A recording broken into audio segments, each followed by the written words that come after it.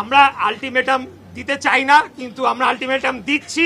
আগামী 48 ঘন্টার মধ্যে এই যে দুইজনকে এখনো ধরা হয় নাই, তারা বৈষম্য বিরোধী ছাত্র আন্দোলনের কমিটিতে পাওয়া গেছে, যদি না পাওয়া যায় তাহলে আমরা পরবর্তীতে আলাপ আলোচনার মাধ্যমে প্রয়োজন বোধে আরো কঠোর কর্মসূচি দিব ইনশাআল্লাহ।